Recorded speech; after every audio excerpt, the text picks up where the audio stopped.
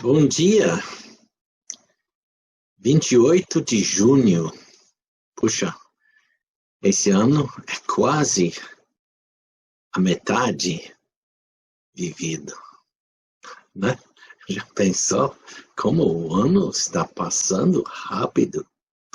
Bom, e estes dias em que estamos reunindo em nossos lares, nossas casas, para esses estudos bíblicos, 20 anos atrás nunca teria pensado, imaginado que eu iria estar aqui no meu escritório e todo mundo assistindo nos seus próprios lares, né? Bom, semana passada nós iniciamos um estudo sobre o Ministério da Reconciliação. Ainda estávamos na continuação sobre vivendo essa vida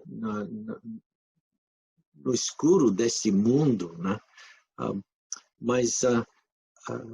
Então, iniciamos esse estudo sobre o Ministério da Reconciliação.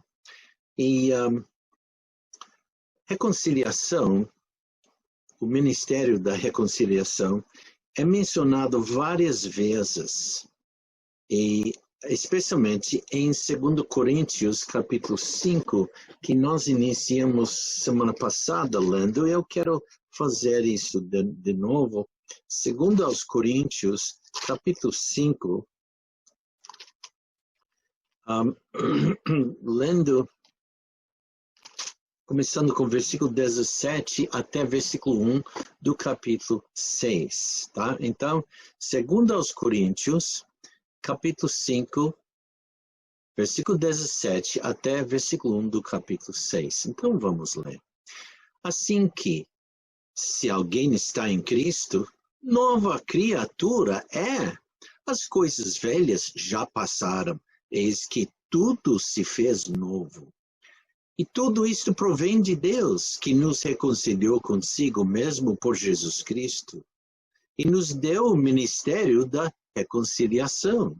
Isto é, Deus estava em Cristo reconciliando consigo o mundo, não lhes imputando os seus pecados, e pôs em nós a palavra da reconciliação, de sorte que somos embaixadores da parte de Cristo, como se Deus por nós rogasse. Rogamo-vos, pois, da parte de Cristo, que vos reconcilieis com Deus. Aquele que não conheceu o pecado, o fez pecado por nós, para que nele fôssemos feitos justiça de Deus. E nós, cooperando também com ele, vos exortamos a que não recebais a graça de Deus em vão. Como eu falei, a reconciliação é mencionada várias vezes nessa passagem. A reconciliação é a ação de produzir harmonia com Deus na vida de outra pessoa, onde pecado estava presente antes.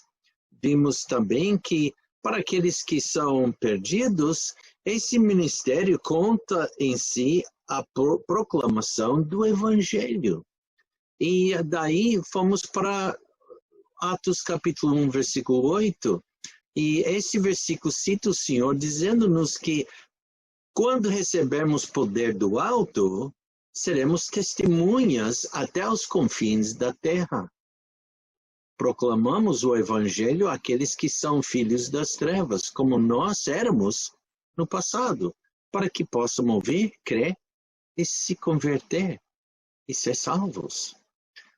Mas uma coisa interessante que notamos semana passada é que a maioria das instruções sobre o Ministério da Reconciliação aborda nosso trato com nossos próprios irmãos e irmãs em Cristo.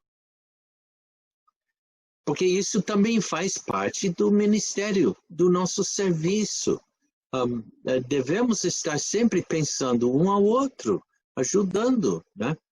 E porque muitas vezes encontramos um irmão ou irmã em Cristo que está com problemas, perturbado por causa da escuridão que ainda permanece em nós, porque permanece em nós.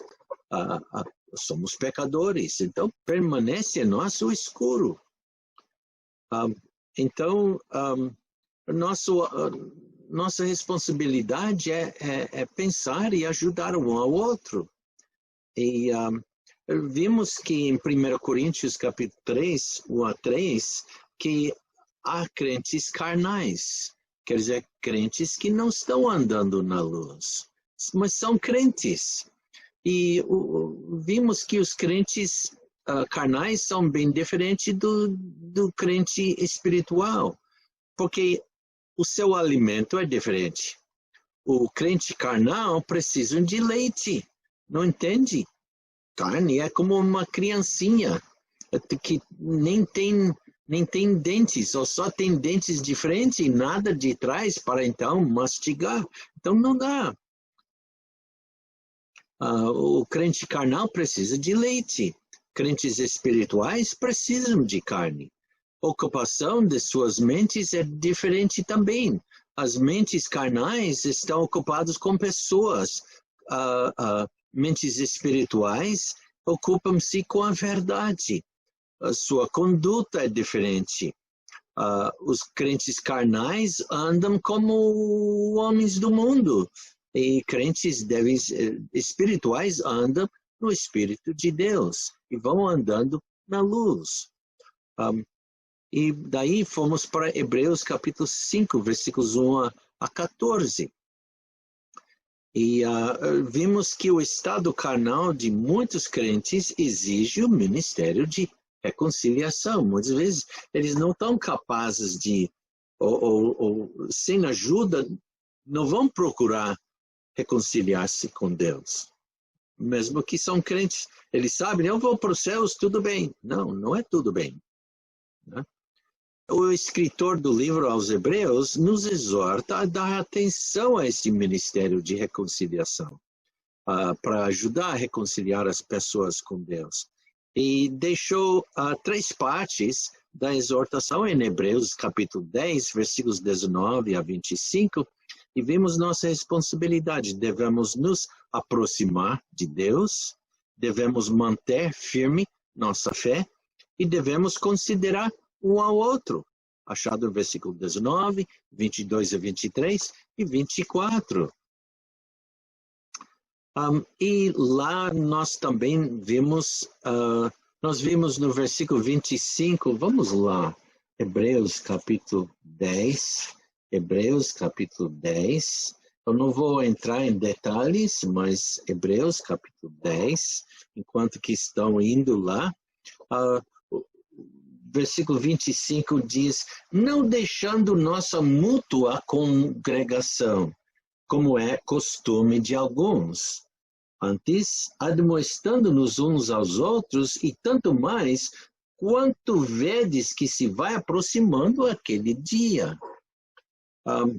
E nós vimos que a palavra congregação aqui é a palavra para sinagoga na língua grega. E literalmente significa a melhor sinagoga. E então falamos a semana passada sobre o início das sinagogas e como desenvolveram e tudo. E o alvo era para que o povo pudesse conhecer a mente de Deus, conhecer a vontade de Deus para suas vidas, né? Nem todos podiam ir para o templo em Jerusalém, mesmo que o judeu deveria comparecer, podendo, 3 vezes ao ano, né?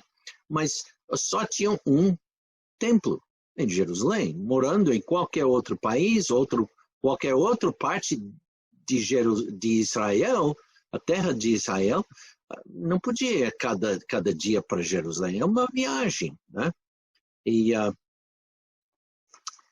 E quando chegamos aqui em Hebreus capítulo 10, vimos que Paulo pegou essa ideia sobre, ele é judeu, logicamente pensou da sinagoga, e não é que vamos fazer sinagogas hoje, né? Porque não é isso, mas ele usa essa expressão para aplicar à igreja hoje.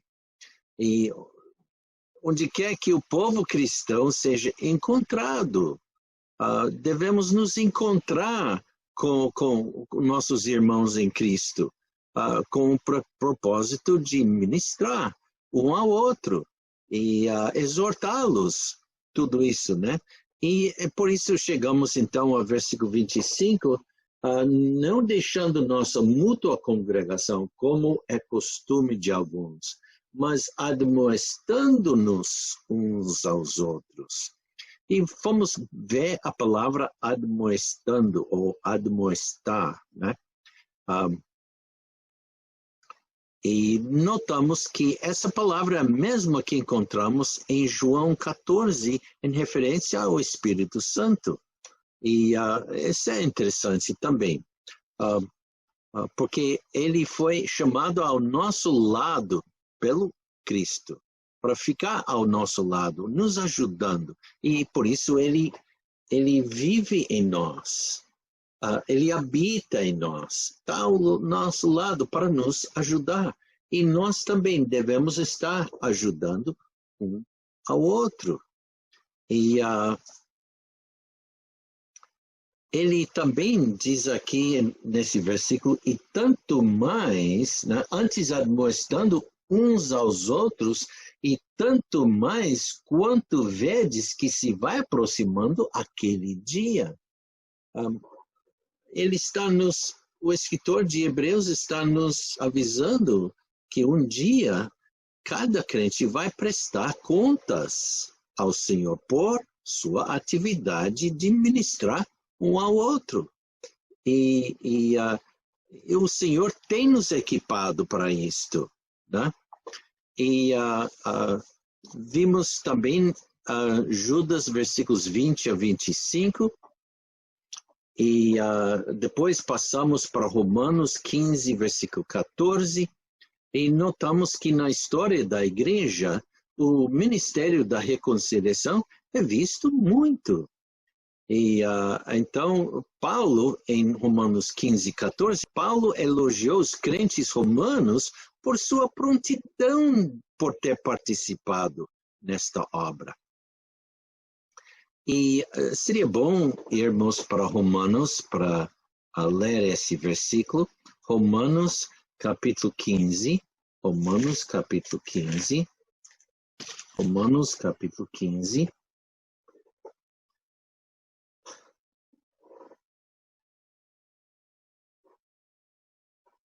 Romanos capítulo 15, versículo 14. Eu próprio, meus irmãos, certo estou a respeito de vós que vós mesmos estáis cheios de bondade, cheios de todo conhecimento, podendo admoestar-vos uns aos outros. E notamos semana passada nesse versículo que o desenvolvimento desejado e aceitável para o crente está em três partes. A primeira é a conquista da virtude pessoal para tornar-se cheia de bondade. O segundo é entender a mente de Deus e tornar-se cheia de todo conhecimento. E a terceira é a desenvolver a capacidade de efetuar ajuda na santificação dos outros, assim tornar-se capaz de admoestar um ao outro. Vimos também semana passada que a palavra admoestar deve ser um termo muito importante para um crente maduro espiritual, porque significa avisar alguém da incorreção de seu modo de viver, de agir, de pensar, advertir alguém de maneira branda sobre alguma coisa errada, aconselhar, estimular alguém a agir ou pensar de maneira apropriada exortar, incitar, né? Eis o que este versículo está nos ensinando. Então, nosso objeto é para ser usado para ajudar a modificar as ações incorretas de uma pessoa, nosso irmão em Cristo, e produzir a semelhança de Cristo em sua vida. Nos escritos de Paulo, há muitos exemplos de pessoas que se entregaram ao ministério da reconciliação. Pessoas como Febe, Áquila e Priscila, Epêneto, Maria, Andrônico, Júnias e muitos outros nomes de pessoas sobre os quais sabemos pouco. Não tem muito escrito sobre essas pessoas. Desses era um casal que Paulo chegou a conhecer muito bem.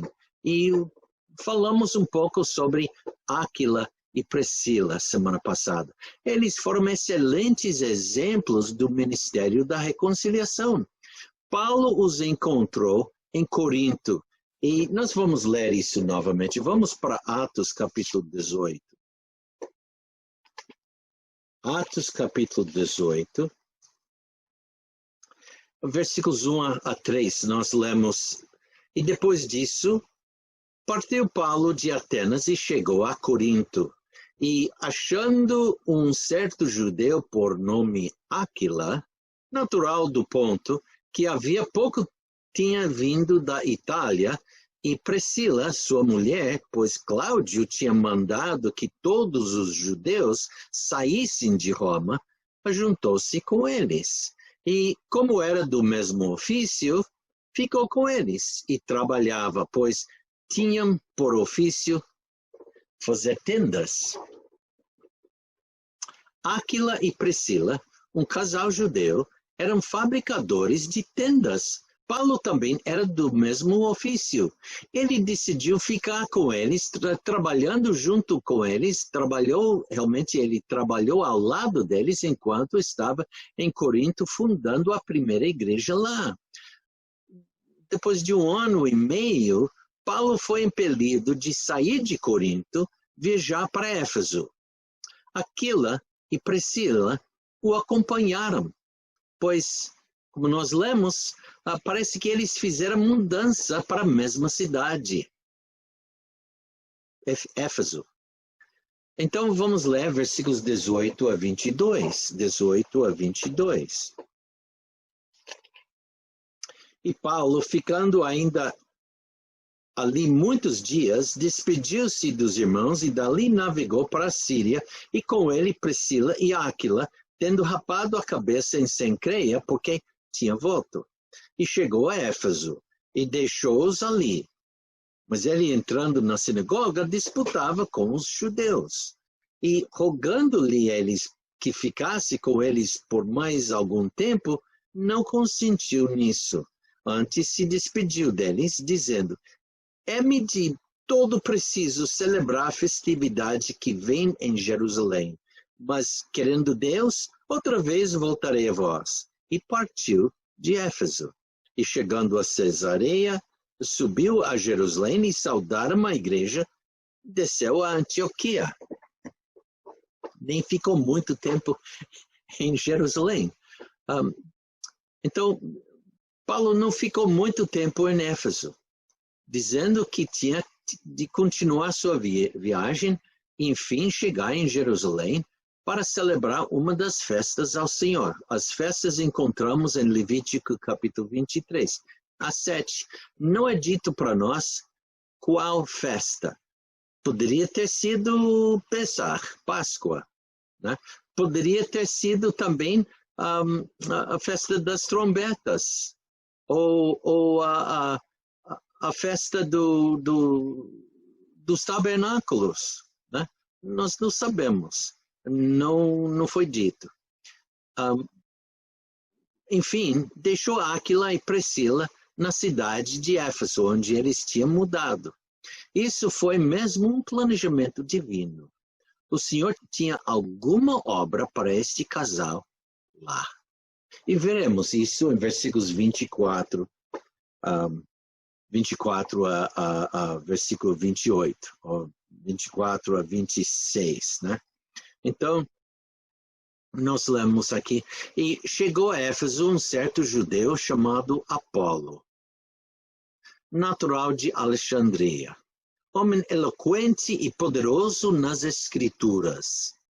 Este era instruído no caminho do Senhor e, fervoroso de espírito, falava e ensinava diligentemente as coisas do Senhor, conhecendo somente o batismo de João. E ele começou a falar ousadamente na sinagoga. E quando ouviram Priscila e Áquila, o levaram consigo e lhe declararam mais precisamente o caminho de Deus.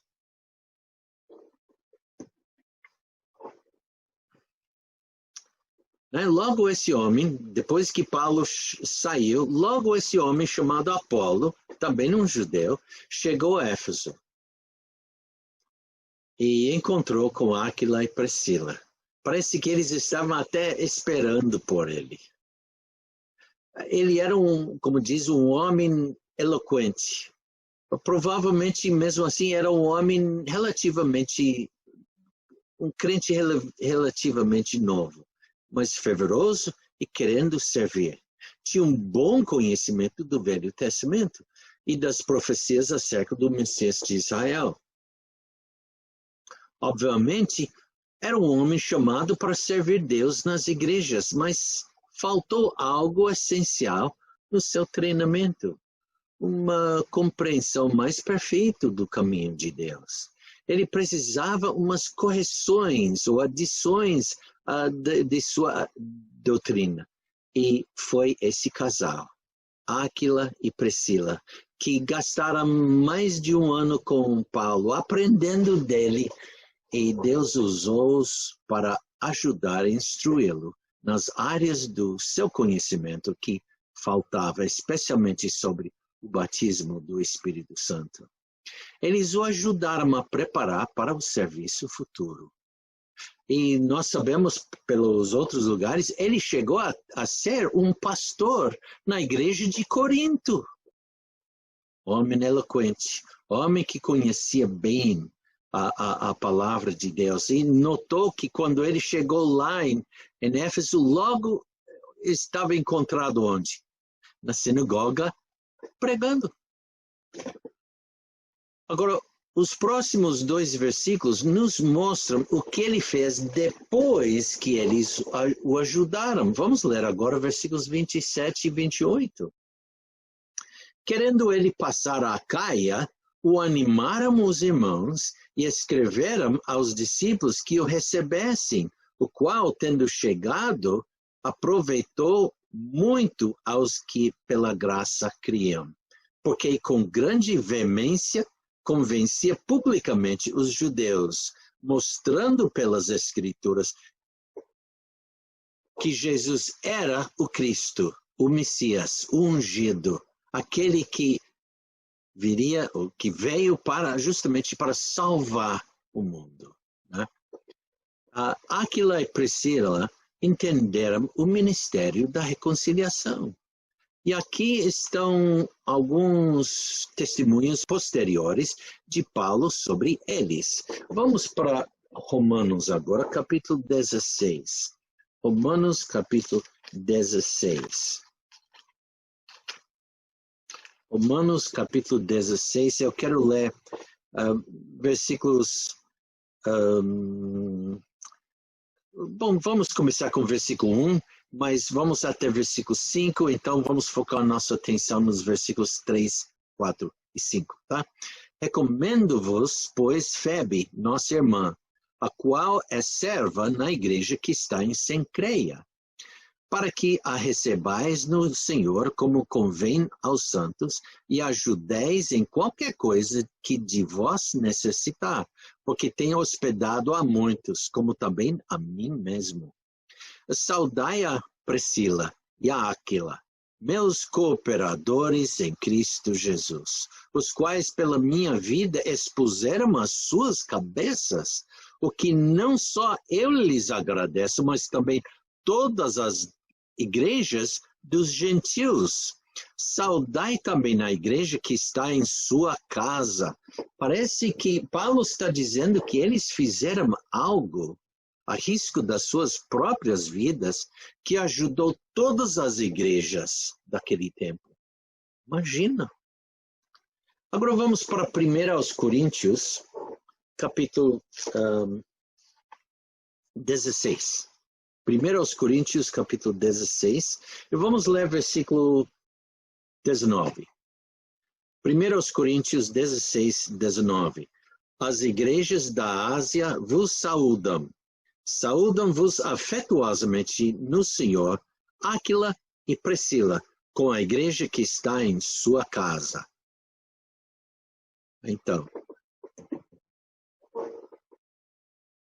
sempre onde eles iam, tinha pessoas aprendendo a Bíblia, sendo ajudados a conhecer, a entender melhor a palavra de Deus. Esse casal se destacou no ministério. Quando uma pessoa ou mais visitava sua casa, essas pessoas saíram melhor equipados para servir ao Senhor. Áquila e Priscila se entregaram livremente àqueles a quem Deus colocou na frente. E eles viveram em risco por eles. Todas as igrejas dos gentios foram afetadas pelo que fizeram, como já falei. Né? Incrível. No final do ministério de Paulo, pouco antes de ser chamado para os céus, ele escreveu suas últimas palavras a Timóteo. No final dessa carta, ele enviou suas últimas saudações a este casal que ajudou tanto a igreja. Vamos para 2 Timóteo agora. 2 Timóteo. 2 Timóteo, capítulo 4. Vou ler versículo 19. Saúda a Prisca e a Áquila, e a casa de Onesíforo. Mais uma vez, esse casal era um casal amado por Paulo. Romanos também tem uma comovente homenagem a uma mulher chamada Febe, que pouco tempo eu li. Ela também estava envolvida no ministério da reconciliação. E no final de sua primeira carta aos Coríntios, Paulo mencionou a casa de alguém chamado Estéfanas. Essas pessoas também estavam envolvidas no ministério da reconciliação. Paulo disse que eles se acrescentaram ao ministério dos santos. Então voltaremos para a 1 Coríntios, capítulo 16. 1 aos Coríntios, capítulo 16.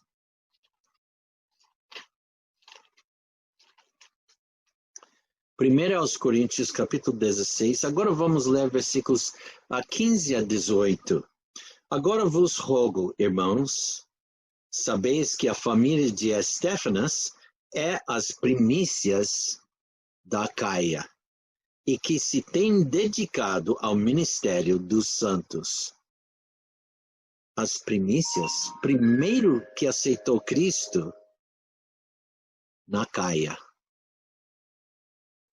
E tem dedicado ao ministério dos santos, ao ministério da reconciliação. Né? Que também vos sujeiteis aos tais, e a toda que auxilia na obra e trabalha. Folgo também com a vinda de Estéfanas, e de Fortunato e de Acaico, porque estes supriram o que da vossa parte me faltava, porque recrearam o meu espírito e o vosso. Reconhecei, pois, aos tais. Grandes elogios, né? Então aqui está Estéfanas, Fortunatos e Acaicos.